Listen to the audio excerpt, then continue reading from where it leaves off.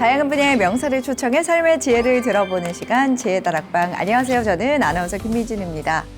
사고를 당하지 않을 경우 사람들의 수명은 천차만별인데요. 생활 환경, 생활 습관이 그만큼 다 다르기 때문입니다. 여러분들은 건강에 관심이 많으신지 궁금해요. 뭐 사실 뭐 보기와 다르게 저희가 좀 이제 나이가 좀 있습니다. 네. 왜요? 그렇게 보입니다. 아, 보입니까? 네. 아, 그렇구나. 되게 젊다고 생각하시는데 요즘 이제 거울에 비친 제 모습 볼 때 이게 새치가 이제 하나 둘씩 나올 때마다 이제 건강을 좀 챙겨야 되겠다라는 생각이 드는 게 이제 좀 앉아 있다가 오래 장시간 동안 앉아 있다가 일어날 때쯤 되면요. 네. 허리가 너무 아파가지고 펴지를 못합니다. 그러면서 이제는 디스크 관리도 좀 해야 되겠고 네. 몸 관리를 좀 해야 되겠다라는 생각이 좀 듭니다. 네. 저 같은 경우는요, 건강에 굉장히 관심이 많은데요.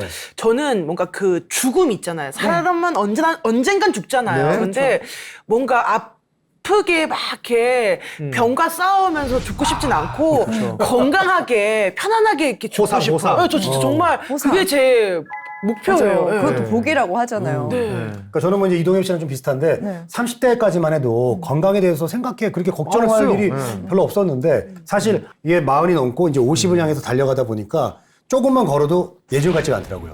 무릎도 좀 아프고 네. 네, 숨도 금방 차는 것 같고 그리고 뭐 지난 시간에도 얘기했지만 뭐 손톱에 뭐가 나고 얼굴에 뾰루치도 되게 잘 나고 이래서 확실하게 이제 건강을 좀 더 신경을 써야 될 나이가 조금은 됐구나 이런 생각이 들어요. 아 근데 박건 씨 얼굴 봤을 때는 아직도 뭐 20대거든요. 아 그래요? 네. 고맙습니다. 얼굴만요? 몸이 엉망이에요. 예. 그렇다면 이렇게 건강에 관심이 많으신데 건강을 잘 챙기기 위해서 어떤 특별한 노력을 하고 계신지도 궁금한데요. 저 같은 경우는 일단 스트레스 받지 말자. 네. 그래서 스트레스 받을 때 맛있는 걸 먹어요. 네. 그러면 스트레스 풀 수 있게. 건강이 나빠지는 거 아니에요? 더 안 좋아지는 거 아니에요? 더 안 좋아지는 거 아니에요? 근데 그 먹을 때 또 행복하답니다. 맞아요. 그러니까. 마음은 행복한 거죠. 마음은 더 건강해지는 거죠. 네. 이동엽 씨는 이제 주식창으로 뭔가 즐거움을 느낀다고. 주식을 좀 자주 하다 보니 마음에 병이 막 생기는 거예요. 병이 생겨. 그러다 보니 이제 다행히 우리 집에는 예쁜 아이들이 있습니다. 네. 아이들과 함께 이제 밖에 나가서 같이 운동도 좀 하고 같이 뛰어놀다 보면 건강해지는 좀 느낌이 들어서 아이들과 같이 할 수 있는 운동들을 좀 찾고 있습니다. 네. 어떠세요, 박건 씨는? 저는 이제 그 좀 잘된 친구들이 주변에 많은데 그 친구들을 안 봅니다. 네, 보면 스트레스 받아요. 맞아요. 네, 돈 뭐 많이 벌었다, 어디 집 샀다, 뭐 어디 뭐가 투자했는데 잘 돼. 너무 스트레스 받아가지고 아예 다 안 봅니다. 그러니까 좀 괜찮더라고요. 네. 예. 저희만 만나고 있습니다. 그래서 저희를 봤을 때 힘을 얻으세요. 행복해 보이시네요. 예.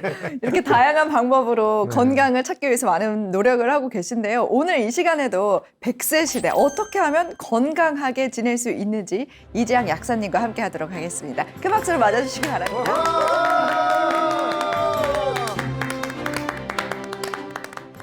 체액이 부족하고 체온 관리에 실패했을 때 우리 몸이 어떤 신호를 보내는지 좀 더 구체적으로 말씀드리는 시간을 가져보겠습니다. 네. 인간은요, 아무리 추워도 36.5도여야 되고요. 아무리 더워도 36.5도여야 돼요. 몸에서 일어나는 모든 일은 생존을 위해서 일어나는 일이라는 것을 딱 현대인들은 어때요? 세포 관절액이 다 말라 있다는 거죠. 그래서 소화가 안 되는구나.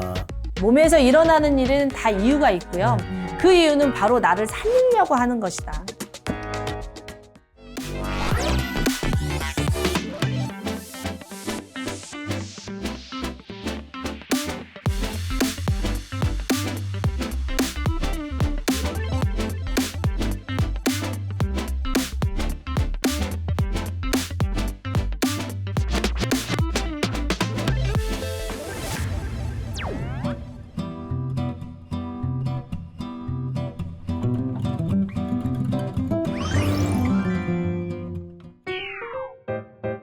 안녕하세요. 약사 이지양입니다. 어떻게 저번 주에 체액 관리 좀 해보셨어요? 네. 체액 관리하면서 네. 지난 강의를 제가 너무 재밌게 잘 들어서 우리 약사님 뒷조사를 조금 해봤습니다. 네. 그랬더니 충남 아산 쪽에 병원 약국이 있더라고요. 그죠? 네. 근데 약사님 일만 해도 되는데 약국에서 계속 무슨 상담을 한다는 얘기를 들었습니다. 네, 맞아요. 네, 어떤 상담을 자주 상담을 해주시나요? 신청을 받고 예약을 잡아서 그분의 서사를 듣는 거죠. 그분의 식습관, 생활 습관, 그리고 그분의 살아온 세월 있잖아요. 네. 마음의 불편함. 이런 것들을 다 보면서 어떻게 균형이 깨졌는가 해서 조언을 해드리고 네. 필요에 의하면 영양제도 좀 추천해드리고 네. 또 많은 분들이 병원을 이곳저곳 다니면서 중복돼서 약을 좀 남용하는 경향이 좀 있으세요. 예. 아프실수록 약에 대한 의존도가 높아서 네. 그 약들을 취합해서 좀 줄여드리는 일도 좀 하고 있습니다. 저 같은 경우에도 이제 약사하면요, 그치. 그냥 이 말 떠오르잖아요. 어. 약은 약사에게, 뭐 진료는 의사에게 이런 걸 이제 항상 생각했는데 지난 시간 선생님 이제 만나고 나서 좀 선입견이 좀 바뀐 것 같아요. 네, 맞아요. 그러니까 우리 선생님이 참 대단하신 게 사실 이제 약사면은 약사 딱 본연의 요 일만 딱 해도 보통 회사원들보단 잘 벌거든요. 그렇죠. 사는 데 지장이 없단 말이에요. 그런데도 불구하고 저번 시간에 우리한테 너무 지나친 약을 먹을 필요는 없다. 맞아요. 보통 약사면 약을 하나라도 더 팔려고 하는데 맞아요. 그렇게 어떻게 좀 진정성 있게 그렇게 얘기를 해주시는 근데 이유가 대부분의 약사님들이 진정성이 있어요. 네. 이미 선입견을 가지고 방문을 하시니까 네. 거기까지만 되는 거지 마음을 열고 대화를 하시면 네. 대부분의 사람들은 좋은 사람이고 싶은 욕구가 있기 때문에 알려드립니다. 이 저희 방송 나오고 나서 제 아는 지인을 통해서 들어봤던 약사에서 뭐 소송 준비하고 있다고. 네? 약을 팔지 말라고. 근데 저는 하니까. 약사이기 이전에 예. 사람이잖아요. 인간. 예, 예, 예. 저도 저도 몸이 약했었고 제 네. 아이들도 키우면서 아플 수 있잖아요. 그리고 저희 부모님도 이제 지병으로 돌아가시기도 하고 네. 일단 제가 뭐 약사라는 직능 이전에 한 인간으로서 사람은 왜 아프고 왜 고통을 당해야 되나 네. 이런 거에 대한 의문이 많이 생겨서요. 예. 제가 좀 잘 살려고 공부를 많이 한 거죠. 지금 연락 다시 왔답니다. 약사에서 고소 취한답니다. 아니, 너무 고맙다고. 네, 그래서 계속 이제 고맙답니다. 제 삶을 녹여내고 또 직업인 약사를 붙여 넣어서 약학인데 인문학적인 약학을 하게 된 거죠.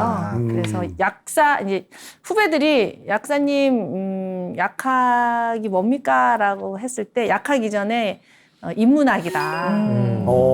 약학은 인문학이다. 이제 이런 말씀을 많이 드립니다. 그러니까 선생님은 지금 직업은 약사시지만 네. 앞으로의 목표는 약을 안 먹어도 되는 건강한 세상을 만드는 게 목표인가요? 약이 안 먹을 수는 없고 약은 우리가 발견한 네. 아주 중요한 자원입니다. 맞아요. 예, 예, 예. 약을 적당히 활용할 수 있고 스스로 치유할 수 있는 능력을 키우고 평생 학습. 네. 몸을 사랑하고 마음을 사랑하고 네네네. 약은 도구로서 쓸 수 있게 도와주는 일을 하고 싶은 거죠. 아, 좋습니다. 지난주 강의를 들어보니까 굉장히 공부도 많이 하시고 또 좋은 이야기를 많이 알려주셨는데 맞아요. 지난주에는 책 채우기라는 핵심 이 핵심을 아주 재밌게 설명해 주셨어요. 그래서 오늘 어떤 이야기를 해주실지 되게 궁금한데 네, 책과 더불어서 정말 중요한 게 바로 이 코로나 때 어디든지 가면은 쟀던 게 뭐죠? 온도계. 열. 체온. 이 체온 관리의 중요성 그리고 체액이 부족하고 체온 관리에 실패했을 때 우리 몸이 어떤 신호를 보내는지 좀 더 구체적으로 말씀드리는 시간을 가져보겠습니다. 네. 자, 인간은요 아무리 추워도 36.5도여야 되고요. 아무리 더워도 36.5도여야 돼요. 이게 건강한 사람의 체온이죠. 근데 36.5도가 왜 이렇게 인간에게 중요할까요? 왜 도대체 인간은 이렇게 36.5도를 맞춰야만 살 수 있을까요? 왜 그럴까요? 혈액이 돌기 때문인가요? 네, 이거에 대해서 한번 정말 생각을 해보시는 분하고 안 해보시는 분하고 질병에 대한 관점이 완전 달라질 텐데요. 이 아무리 건강한 사람도 산행을 갔다가 길을 잃잖아요. 네. 그러면은 죽을 수가 있어요. 그런 일 실제로 뉴스에 많이 나오잖아요. 그렇죠? 예. 왜 죽었죠? 체온이 떨어졌어. 저체온 때문에. 저체온 현상 때문에. 네. 이 코로나 때 정말 건강한 젊은이도 왜 죽었죠? 고열 때문에. 고열 때문에. 열은 우리를 죽일 수 있습니다. 열은 그만큼 무서운 거예요. 그래서 네. 열 조절은 생명 활동에 있어서 정말 중요하다는 거 딱 각인을 하고 네. 저 약사님이 무슨 말을 할지 쭉쭉 따라와 보시면 또 오늘도 재미있는 시간이 되실 수 있을 겁니다. 자, 36.5도인데요. 네. 이게 지금 보시면은 밑에 체온은 36.36도고 위에는 36.5도, 가슴 쪽은 37도. 네. 이렇게 36.5도라고 보편적으로 얘기를 하지만 사실은 살짝 하초가 조금 차갑고 상초가 뜨거운 상태입니다. 여하튼 전체적인 평균을 내면 36.5도여야 되죠. 네. 왜 우리가 이렇게 열에 민감하냐면요. 우리가 동물이기 때문이에요. 동물은 열에 민감해요. 왜? 익어버리니까. 열이 그러네요. 있으면 우리가 익어버려요. 맞네요. 네. 자, 화상을 당했을 때 왜 물집이 잡히죠? 이런 거 생각 안 해보셨잖아요. 네. 저는 예. 이런 거 생각하면서 나이를 먹어왔어요. 그 물집이 잡히는 이유는 여기가 지금 아프다는 거 표시하려고. 불 끌라고. 불 끌라고. 불을 끌려고. 물이니까. 열을 끌려고. 그 생각 못했네. 그쵸. 근데 이게 이제 몸에서 일어나는 모든 일은 이유가 있다는 게 이것만 봐도 딱 알 수가 있어요. 우리 몸이 뜨거워지면 조직이 익어버리잖아요. 네. 계란을 후라이팬에 놓으면 어떻게 돼요? 익어버리잖아요. 익죠. 네. 우리도 마찬가지예요. 우리도 열이 닿으면 익어버려요. 네. 살아야 될 거 아니에요. 우리가 후라이팬에 손을 닿으면은 익으니까 우리가 어떻게 해요? 수돗물에 팍 담그잖아요. 네.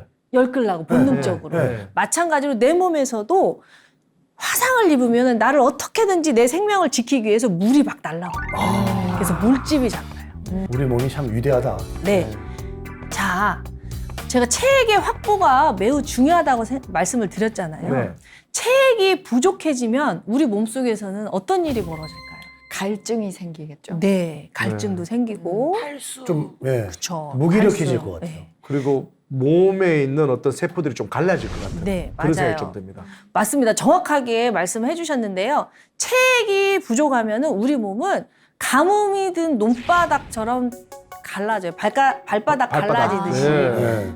발바닥만 갈라지겠냐고요. 몸 안에도 수분이 부족해져요. 자, 그러면 어떤 일이 벌어지냐. 한여름 땡볕에 달구어진 아스팔트 한번 머릿속으로 생각해 보세요. 네. 뭐가 피어오르죠? 아지랑이. 네, 아지랑이 피어오르요. 뜨거워지면 아지랑이가 피어오르는 게 우주의 법칙이에요.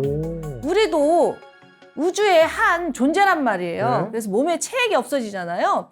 그러면 몸속에서 아지랑이가 피어올라요. 그걸 뭐라고 표현하면 열이 오른다 이렇게 말해요. 그걸 열이 오른다. 열이 오르는데 자 열이 오르면 어때요? 우리 몸은 죽을 수도 있잖아요. 예, 익을 수 익어버리잖아요. 있어. 예. 익어버릴 수 있잖아요. 그래서 살려고 열을 빼내야 됩니다. 네. 자 열은 어디로 빠질까요? 땅구멍. 맞습니다. 제일 잘 빠지는 통로가 바로 피부겠죠. 피부. 보시면 빨래 마르듯이 우리는 모르지만 네. 뜨거워요. 네. 열이 계속 빠져나가고 있기 때문에 체온을 유지할 수 있고 기화열이라고 하죠. 이렇게 예. 지금 열이 빠져나가고 있고요. 오. 그리고 소변으로 열이 빠져나갑니다. 저는 이제 공부하면서 왜 대변은 하루에 한 번만 봐도 괜찮은데 소변은 이렇게 자주 봐야 되지? 하루에 7, 8번을 봐야 정상적인 대사가 되잖아요. 여러 가지 의미가 있죠. 신장이 혈액을 걸러주고 좋은 영양분을 재흡수하기도 하지만 또 하나 중요한 기능이 바로 열이 빠져나간다는 거예요. 열을 물로 뺀다는 거죠. 네. 사우나에 가시면 네. 땀나죠? 네. 왜 땀나요? 열 빼려고. 나니까. 예. 근데 열을 땀으로 빼잖아요. 네. 이게 소변은 방광이나 신장이 흐르는 땀이다. 열을 뺀다. 이제 저렇게 이렇게 재미있게 또 이해를 아니 그 해봤습니다. 말이 맞는 게 한겨울에도 이 실을 싸면 그 실은 뜨끈뜨끈하거든요. 맞아요. 그리고 몸이 추워져요. 맞아요. 몸이 추워져 우리가 떨잖아. 덜덜덜덜. 뜨거운 게 나가니까. 맞습니다. 오, 한 이유가 겨울에는 있네. 우리가 추우니까 모공이 닫혀요. 네. 그러니까 열을 피부로 빼기가 힘들거든요. 그러니까 소변으로 열을 네. 더 많이 빼니까 여름철보다는 겨울철에 화장실 가는 횟수가 훨씬 많습니다. 정확하게 이해하고 계셨고요. 네. 한겨울에 이렇게 자꾸 이렇게 떨게 되는 이유는 네. 다 이유가 있어요. 몸에서 일어나는 다 이유가 있다고 그랬잖아요. 네. 네. 근육을 떨면서 열을 확보해서 열을 추위를 만들라고. 이기기 위한 겁니다. 네, 이런 식으로 몸에서 일어나는 현상을 네. 가만 지켜보다 보면 이해하는 게 되게 많죠. 아이들이 열 났을 때 네. 열이 안 떨어져서 응급실에 가면은요. 소아과 선생님들이 대변 봤냐고부터 물어봐요. 맞아요. 대변을 봐야 열이 확 빠져나가서 네. 열이 잘 아. 빼내고요. 아이가 열을 대변을 못 본 지 오래됐다고 하면 관장부터 시켜서 열의 통로를 확보합니다. 이런 식으로 우리 몸에서는 열이 빠져나가야 돼요. 피부나 소변이나 대변이나 땀이나 이런 식으로 열이 네. 빠져나가야 되는데요. 만약에 피부로도 못 빠져나가고 소변으로도 못 빠져나가고 대변으로도 못 빠져나가면 고열로 죽을 수가 있잖아요. 네. 그렇죠, 열은 그렇죠. 체액이 부족한 상태에서 그래서 어떻게 해요? 갓길로 차가 빠지듯이 네. 다른 통로로 빠지는 게 바로 항문으로 빠지면 치질, 눈으로 얼굴로 빠지면 안면 홍조, 눈으로 빠지면 안구 충혈. 충혈이 있는데. 가장 무서운 게 뇌로 빠지는 거예요. 어떻게? 뇌출혈. 아이고. 그래서 왜 TV 드라마 같은 데 보면은 열 받으면은 열이 뇌로 빠지는 네, 맞아요. 뭐야! 그러면서. 뭐야 하시는 분도 평소에 체액을 확보를 많이 해놨다면 열이 안 오를 거고 안 쓰러졌겠죠. 그래서 우리가 열을 안 받고 살 수는 없죠. 외부 환경이 끊임없이 우리가 이해할 수 없는 일들이 많이 자극을 하잖아요, 사실. 네. 그럴 때마다 우리가 무반응을 할 수는 없잖아요. 그런데 내가 체액을 확보하고 있다면 열이 덜 날 거고 그게 질병으로 이어가지 않을 거라는 말씀이죠. 자, 그렇다면 여러분들이 아까 사우나 했을 때 땀 나는 거 너무 당연하잖아요. 체온을 유지하기 위해서. 그리고 운동을 해도 땀이 나죠. 자, 움직이면 땀이 나고 더워지면 땀이 나는데 가만히 있는데 식은땀, 자려고 누웠는데 식은땀. 이건 왜 날까요? 그런 적 있지 않으세요? 긴장되고 그럴 때 나잖아요. 네. 네. 맞습니다. 우리가 생방송 들어가기 네. 5분 전에 땀 축축하게 나죠. 맞아요. 자, 그런 것도 이해도 돼요. 근데 긴장되지 않은 상태에 네. 집에서 잠을 자다가 네. 왜 식은땀이 나는 거죠? 악몽을 꿔서? 네.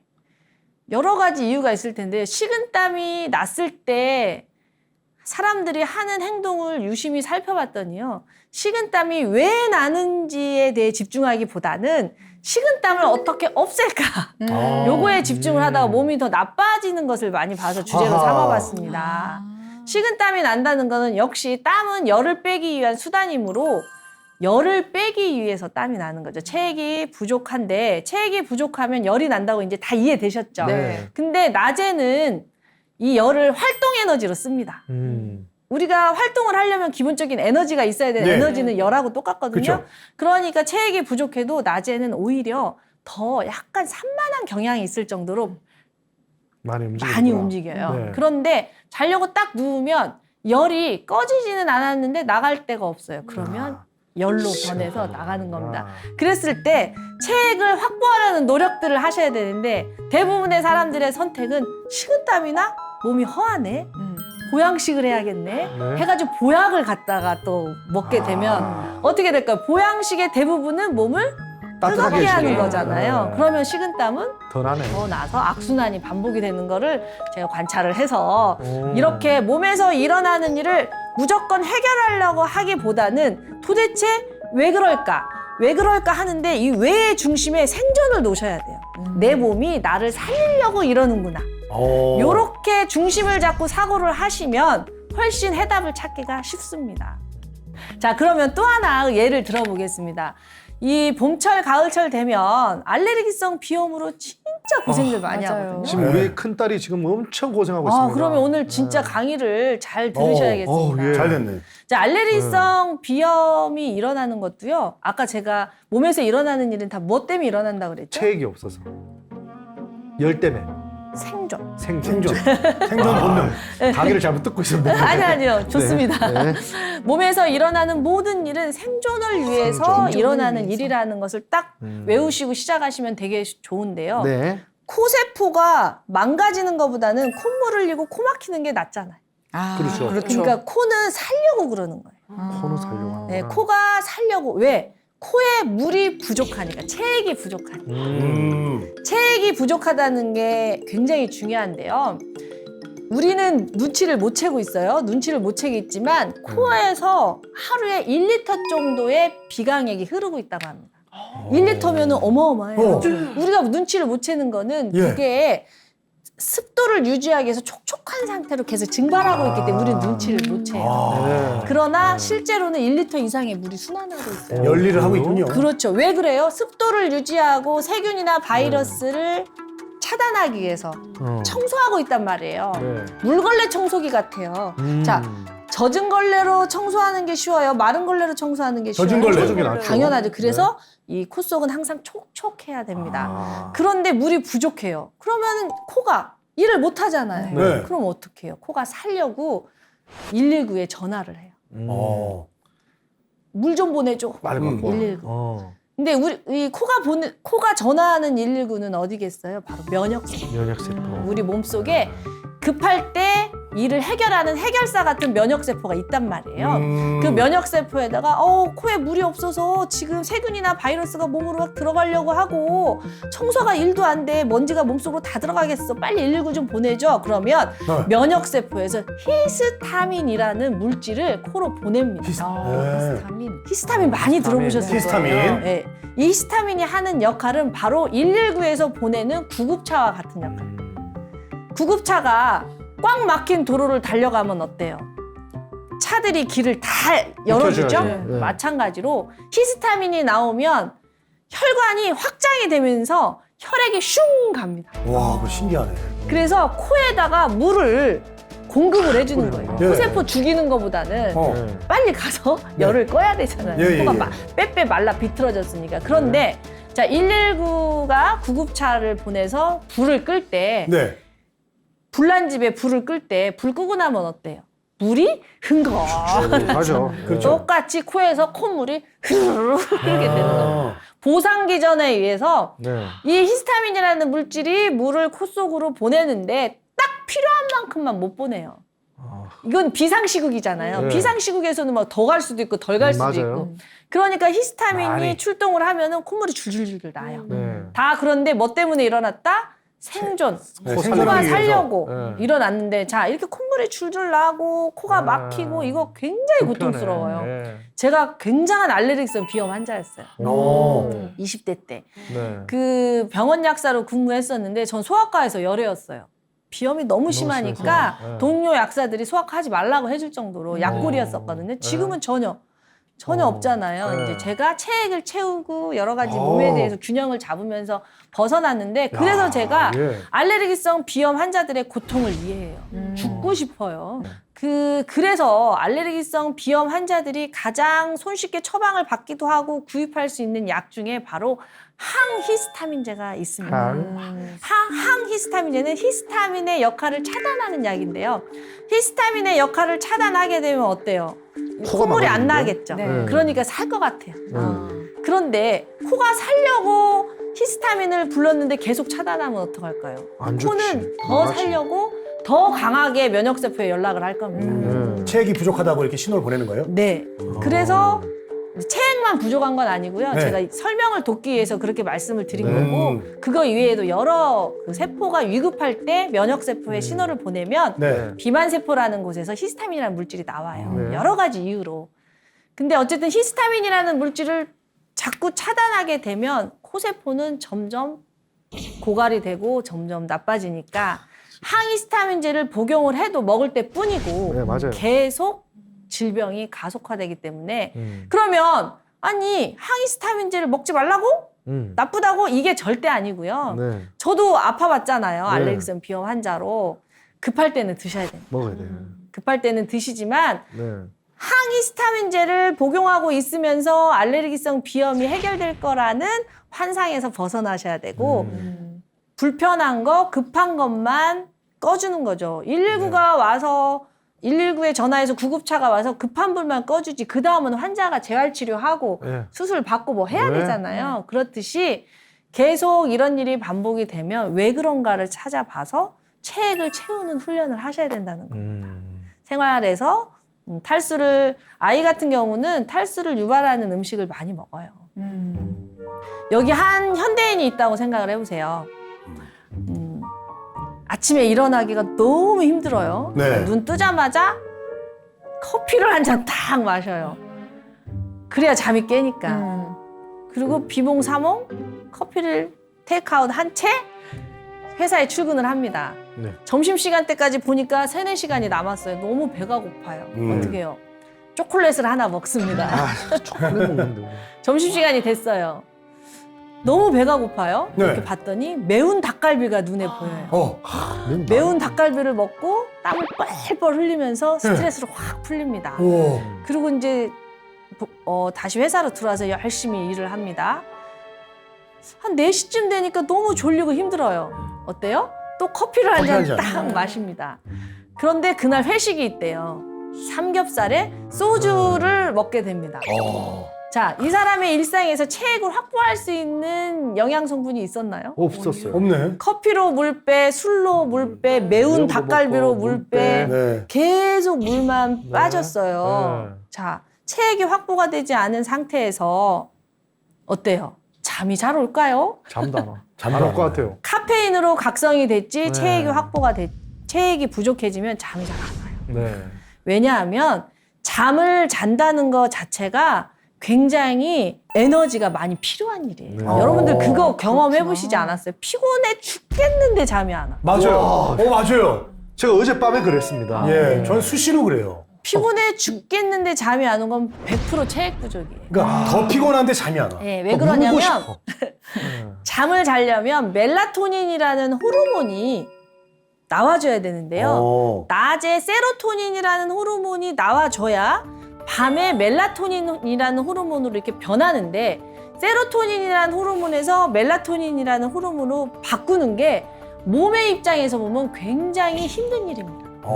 에너지가 있어야 돼. 바톤 터치를 하는 게 힘들다. 공정이. 예. 여러분들 배추 있다고 김치 다 담나요? 아니요. 배추가 있어도 김치를 못 담는 사람이 대한민국의 반절이에요. 네. 제가 그렇습니다. 네. 무척 어렵습니다. 네. 마찬가지로 세로토닌이 확보되더라도 네. 혈액이 충분하지 않으면 멜라토닌을 못 만들어요. 근데 잠을 잘 수 있는 혈액을 만들어 놓고 적당히 해야 되는데 너무 낮에 혈액을 다 소모해버리면 예. 잠을 잘 수 있는 호르몬을 만들 수 있는 혈액이 없는 거예요. 그러니까 잠을 못 자요. 그러면 부족하면 뭔가 또 데리고 와야겠네요. 그럼요. 그래서 체액을 채우라는 거죠. 그래서 내가 깊은 잠을 못 자고 잠들기가 어렵고 이러면 사람들이 무조건 스트레스 때문인가 봐 뭐 이렇게만 생각하시는데 저는 그 이전에 체액이 부족한지도 먼저 꼭 그걸 살펴봐야 봐야 되겠구나. 그래서 일상이 그렇잖아요. 아침에 커피로 시작해서 저녁에 네. 술로 끝나면 반드시 깊은 잠을 못 자고 그럴 것 같아요. 아침에 또 못 일어나고 그래서 또 커피를 마시고 네. 커피가 점점 늘어나요. 맞아요. 네, 이런 상황이 계속 네. 현대인들에게 반복이 됩니다. 애기들은 그러면 술, 담배도 안 하고 커피도 안 먹는데 왜 이렇게 비염이 심한 거예요? 아기들은 술, 담배는 안 하고 커피는 안 하는데요. 아이들도 스트레스가 많고요. 그리고 젤리 이런 거 많이 먹어요. 예, 아이들이 단 거를 엄청 먹고 국을 안 먹어요. 아, 국 안 먹어요. 네, 엄마들이 저염식을 시키면서 국도 잘 안 먹어요. 애들이 국을 안 먹어. 먹긴 먹는데 짜게 안 먹어. 그래서 애가 소금을 막 이렇게 부어서 먹으려고 하는데도 엄마 못 먹게 해요. 네, 맞아요. 아기들은 그리고 활동량이 엄청 많잖아요. 네. 그러니까 훨씬 체액이 필요한데 오히려 엄마들은 저염식을 하고 단 것만 먹고 단짠. 그러니까 아이들이 단짠에 더 집착해요.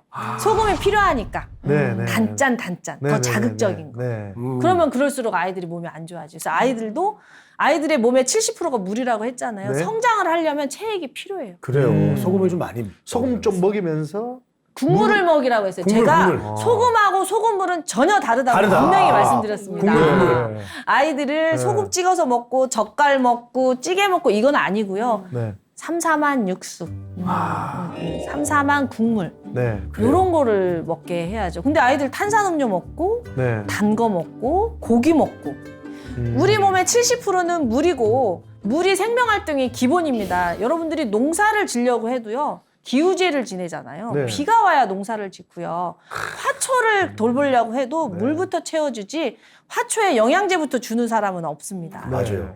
마찬가지로 밥을 지을 때도 아무리 좋은 쌀, 유기농 식자재를 가지고 준비를 했다 하더라도 물이 안 나오면 식당으로 가서 사 먹어야 됩니다. 생명활동의 기본은 물인데요. 이 물은 반드시 삼투압에 의해서 이동한다는 걸 절대 잊지 마시고 용지를 꼭 채우셔야 됩니다.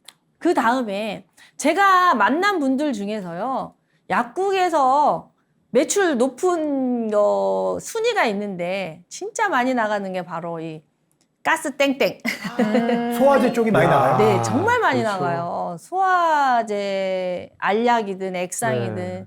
정말 많이 나가고 아마도 편의점에서 콜라가 많이 팔리는 이유도 소화 때문에 팔리지 않을까 그럴까요? 맞아요. 네, 싶어요. 그래서 사람이 먹고 이렇게 행복이라는 게 그렇잖아요. 네. 행복이라는 게 좋아하는 사람하고 맛있는 걸 먹는 게 행복이라고 하는데 맛있는 것을 못 드시는 분들이 정말 많아요.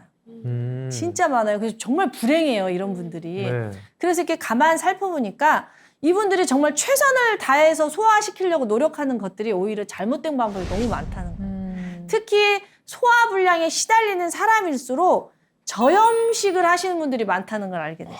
나 소화불량인데. 예. 소화불량이 일어나는 이유가 첫 번째로 지나친 저염식인데요. 왜냐하면은요, 소금이 있어야만 위산이 만들어지기 때문입니다. 오. 소금을 NaCl이라고 해요. 네, 화학명으로. NaCl 예. 맞아요. 그런데 위산은 HCl입니다. 어. 수소는요, 우리 HCl. 몸속에 넘쳐나요. 수소는 물에서 오잖아요. H2O에서 네. 수소. 수소. 수소와 염소의 결합물이 염산인데 네.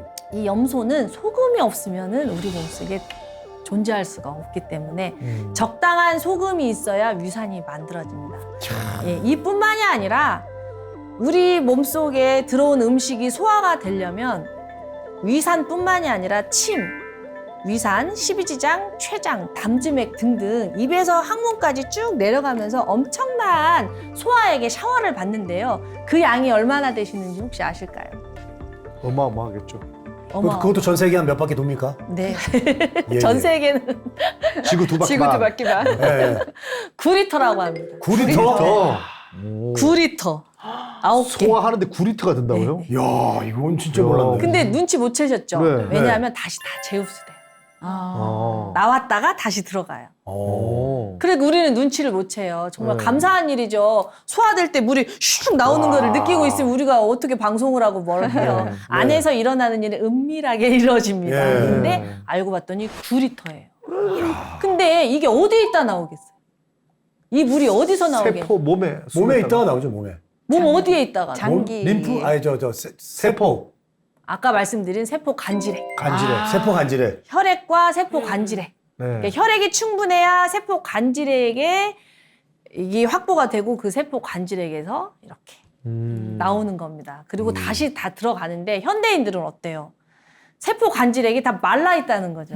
그러면 소화액이 나올까요? 안 나오죠. 그래서 안 소화가 안 되는구나. 네. 아, 나 그래서 소화. 그래서 소화가 안 되는데 많은 사람들이 소화제만 찾습니다. 네. 그게 잠깐은 해결되는 거죠? 그럼요. 예. 소화 효소제가 의미가 없는 건 아니에요. 예. 우리 몸에는 대사 효소도 있고 소화 효소도 있거든요. 네. 대사 효소는 몸 안에서 일을 하는 노동자들이고 소화 효소는 몸 밖에서 일을 하는 효소예요. 여기 제가 잠깐 재미있는 질문 하나 할 텐데, 네. 네네네. 자 입이나 입을 네. 통해 상문까지 이렇게 쭉 뚫려 있잖아요. 네. 위나 장은 몸 안일까요? 몸 밖일까요? 몸 바뀌겠지. 안, 밖. 이건 뭐 어쨌든 질문했을 때 아니라고 생각할 것 같으니까 저는 바뀌라고 바뀐 것 같은데요? 맞습니다. 네. 몸 예, 예. 바뀝니다. 그래요? 네. 왜냐하면 네. 몸 밖은 음식이 흘러다니는 곳이에요. 네. 몸 안은 혈액이 흘러다니는 곳이에요. 아, 혈액과 음식의 차이. 네. 네. 그래서 몸 밖에서 혈액이 나오면은 병원 가보셔야 돼요. 그렇죠. 혈액이 줄줄 나오면. 예. 화장실 갔는데 몇 피가 흥건하다. 엉덩이에서 토했는데 막 맞아요. 피 피 나오면 나오면 이러고. 병원 가죠. 그 운명하야죠. 예. 씨 쌌는데 피가 섞이려면 병원 가잖아요. 네, 맞습니다. 어이구야. 이렇듯이 몸 안과 몸 밖의 경계가 뚜렷하고요. 네. 몸 안에 있는 혈액이 몸 밖으로 이제 지원을 해주는 그런 형태이란 말이죠. 우리 몸이 이렇게 서로 순환을 하고 있는 시스템이라는 거예요. 그래서 몸 안에 체액을 많이 확보해야 몸 밖으로 소화액이 만들어져서 네. 소화가 될 수가 있는데 이런 사실들을 모르시고 무조건 물만 드시고 계세요. 소화시킨다고 막 물만 예, 예. 벌컥벌컥 마셔요. 제가 만난 사람들 중에 제일 안 좋으신 분들이 물을 하루에 2리터씩 먹어요. 네. 저염식을 해요. 예. 그리고 채식 위주로 하세요. 아이고. 그러면 대부분 소화가 잘 안 되시더라고요. 그리고 힘이 없을 것 같아요. 네. 네. 그래서 저는 그분들에게 소화제 이전에 소금을 적당히 드시는 걸 권유하고 국물을 드시라고 하고 단백질을. 왜냐하면 소화가 안 될 때 많은 분들이 죽을 끓여 드세요. 네. 죽을 끓여 드시는데 맞아요. 누룽지 같은 것만 끓여서 거기에 영양가가 거의 없잖아요. 네, 그렇죠. 단백질이 있어야 네. 만들어지기 때문에 죽을 끓이시더라도 문어나 낙지 같은 넣어서. 단백질이 들어가야 효소도 잘 만들어지고 세포 간질액도 확보를 해서 네. 다시 소화액이 나오니까 네. 가급적이면 그런 해물죽을 드시라고 그렇게 말씀을 드리죠.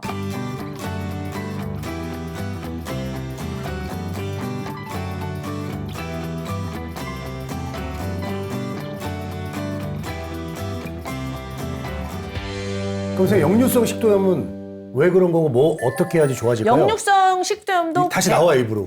100% 체액 부족입니다. 그것도. 네. 이제 그걸로 다 해결되는 건 아니고 저는 기본에 충실해야 네. 건물의 기소가 튼튼해야 63층까지 올릴 수 있듯이 체액을 확보해야 모든 질병을 벗어나기 쉽다는 거지. 뭐 체액만 확보하면 모든 질병이 낫냐 이건 아닌데요. 만병통치는 아니다. 네, 맞습니다. 근데 역류성 식도염은 역류한다는 건데요. 네. 무엇을 역류할까요? 음식물. 그 소화하는 효소들이. 예, 우리가 역이라고 했을 때 힘이 역류된다는 거잖아요. 네, 역류. 네. 거꾸로 간다? 네. 중력을 살이. 거꾸로 간다는 거예요. 네. 그러니까 소화시키는 힘이 약해서 소화를 못 시켜서 다시 올라오는 건가요? 그렇죠. 근데 그걸 조금 더 구체적으로 얘기를 해드리면 예. 우리 몸은요 중력의 지배를 받아요. 네. 그래서 중력보다 큰 힘이 있어야 활동하기가 쉬워요. 근데 중력보다 힘을 다 써버리잖아요. 그러면 눕고만 싶어요. 중력을 못 이겨요. 그리고 원래 설계가 되기를 중력에 의해서 입에 들어온 물질은 밑으로 내려가게 돼 있거든요. 근데 우리가 거꾸로 매달려서도 먹잖아요. 네? 그렇게 할- 뭐 먹긴 먹었어요. 아니 거꾸로 매달려서도 지금 삼킬수야 역류성 있지. 식도염. 삼킬수야 있지. 예, 넘어간다고 하더라고요. 네, 네. 그렇죠. 삼킬수는 그러니까 삼킬수 있지. 그렇게 우리는 설계가 돼 있다고. 원래 그렇게 내려가야 정상인데 왜 거꾸로 가냐 이거죠. 거꾸로 가냐 그만큼의 그 중력을 거꾸로 거스를 정도의 힘, 스트레스가 있다는 거예요. 압력이 스트레스였구나. 있다는 거예요. 열이 있다는 거죠. 열. 그 정도로 체액이 부족한데 스트레스를 많이 받으면 네. 거꾸로 몸이 올라가 버려서 역류한다? 예, 역류해서 갱년기에 역류성 식도염 환자들이 굉장히 많습니다. 네. 화병으로. 열이 올라서. 아, 네. 자, 그다음에 또 약국에 제일 많이 판매되는 제품이 뭘까요? 두통약? 진통제. 아, 진통제. 맞아. 아, 저 진통제. 진통제 정말 많이 판매되고 있습니다. 왜 이렇게 인간들은 통증에 시달릴까요? 그 중에서도 온몸이 다 이제 쑤셔. 가장 견디기 힘들어하는 통증이 바로 두통인데요. 아, 두통 진짜. 두통은요, 헤덱. 아프긴 해.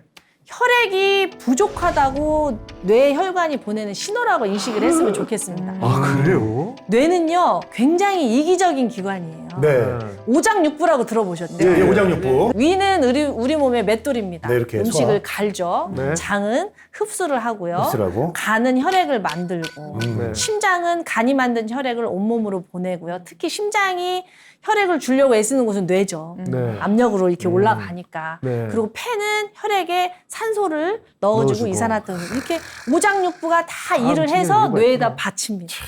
내한테 바치네. 예, 그래서 뇌가 가장 우리 몸에서 혈액을 많이 쓰는 기관이죠. 제일 중요한 거. 그도 그럴 것이 뇌가 멈추면 다 멈추잖아요. 네, 모든 맞아요. 장기가 멀쩡해도 뇌가 5분만 산소 공급을 안 받으면 우리는 생명 활동을 할 수 없기 때문에 우리 몸은 끊임없이 뇌를 살리려고 노력을 하는데요. 뇌에 혈액이 부족하면 지끈지끈 두통이 오기 시작합니다. 혈액을 채워줘. 그랬을 때 체액을 채워주면 사라질 두통이 엄청 많아요. 특히 여성들은 생리기관에 굉장히 두통에 시달리거든요. 혈액을 몸 밖으로 내보내는 일을 하기 때문에 당연히 뇌로 갈 혈액은 부족해지겠죠. 그런데 그럴 때 여성들이 많이 찾는 게 바로 진통제. 자, 진통제를 자세히 살펴보면 네. 해열이라는 말이 붙어 있습니다. 해열 진통제예요. 맞아. 결국에는 열을 끔으로써 통증을 없앤다는 거예요. 자, 다시 잠깐만, 한번 해열 얘기가 나와서 그런데 네. 해열제 먹는 것도 좀 조심해야 되지 않겠습니까? 우리 애들이 이제 셋이나 되다 보니까 뭐 독감이나 이런 걸 걸리면 다 열이 나가지고 난리인데 와이프는 계속 해열제를 자주 먹이더라고요. 그래서 저는 이거 먹으면 안 좋을 것 같은데라는 생각이 있는데 어떻게 생각하십니까? 해열제는 정말 잘 만들어진 우리 인류의 자산이죠. 해열제가 없었을 때는 아이들을 진짜 많이 잃었어요. 그렇기 때문에 해열제는 너무 중요한데요. 열이 났을 때 해열제만 정답이 아니라는 거죠. 열은 제가 말씀드렸죠. 모든 몸에서 일어나는 모든 일은 생존 때문이라고. 네. 열이 났을 때는 이유가 있어요. 네. 왜냐하면 몸속에 침투한 세균이나 바이러스를 없애려고 열이 나는 거예요. 우리 네. 면역세포가 전투하려고. 네. 근데 그게 지나치면 고열로 아이들을 잃을 수가 있기 때문에 해열제를 쓰는 건데 네. 계속 해열제만 쓰게 되면 부작용에 노출될 수가 있잖아요. 그래서 저는 열이 날 때 해열제보다 더 중요한 게 체액을 채우는 거라고 생각합니다. 체액을 채운다. 체액을 채운 아이들은 열이 그렇게 많이 안 나요. 열이 그렇게 많이 몸에 물이 넉넉하기 때문에 열이 많이 안 나고요. 네. 열이 나더라도 잘 꺼집니다. 근데 체액이 부족한 아이들이 열이 잘 나고요. 자주 아프고요. 그래서 그럴 때는 제가 따뜻한 국물을 먹이라고도 하고 또 이제 이온 음료나 네, 맞아요. 이런 거를 좀 먹이라고도 하고 네. 또 수액을 맞는 것도 의미가 있죠. 그래서 체액을 확보하는 게 열을 끄는데 더 중요하고요. 그게 안 됐을 때 해열제는 최소화시켜서 해줬을 때 우리 면역세포가 세균 바이러스하고 싸울 수 있는 힘, 동력을 얻어서 빨리 질병에서 벗어나기가 쉽습니다. 근데 이 모든 체액을 확보하는 노력 없이 무조건 해열제만 쓰게 되면은 약에 이제 아이가 많이 힘들어 하게 되는 거죠. 그래서 말씀드린 것처럼 진통제로 통증을 가라앉기 이전에 내 몸이 왜 통증을 일으켰는가, 어떤 신호인가를 알아차리는 게 무척 중요합니다. 그래서 체액을 확보하게 되면 가라앉을 통증이 되게 많아요. 특히 두통은 제가 또 많이 경험을 했거든요. 제가 처음에 강의를 할 때 혈액 소비량이 너무 많다 보니까 강의만 끝나고 나면 머리가 너무 아픈 거예요. 그래서 내가 체액이 부족하구나. 체액을 채웠더니 지금은 뭐 전혀 거의 두통을 느끼지 않고 있습니다.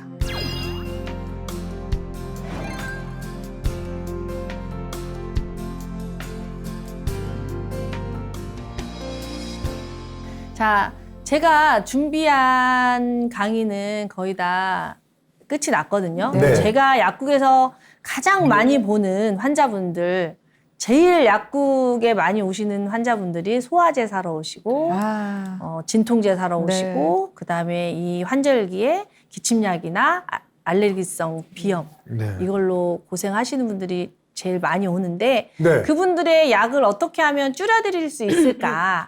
어떻게 하면 습관화되어서 약의 늪에 빠지지 않게 도와드릴까 하고 면밀히 관찰하다가 알게 된 통찰이거든요. 네. 그렇지만 이게 모든 질병을 다 낫게 한다거나 모든 것의 우선은 아닙니다. 제 관점이니까 여러분들이 제 얘기를 들으시고 이것만 아셨으면 좋겠습니다. 몸에서 일어나는 일은 다 이유가 있고요. 그 이유는 바로 나를 살리려고 하는 것이다. 이게 굉장히 중요한 게 감사와 사랑의 마음으로 몸을 바라볼 때 훨씬 치유가 잘 되기 때문입니다. 예, 몸을 원망하지 마시고 짜증내지 마시고 잘 살펴보고 몸하고 화해하셔서 건강하게 삶의 질을 높이셨으면 좋겠습니다. 감사합니다. 네.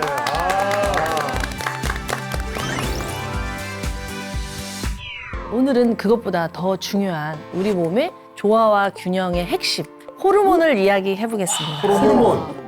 많은 환자분들이 또 호르몬의 균형이 깨지면서 고통받는 걸 너무 많이 발견을 했거든요.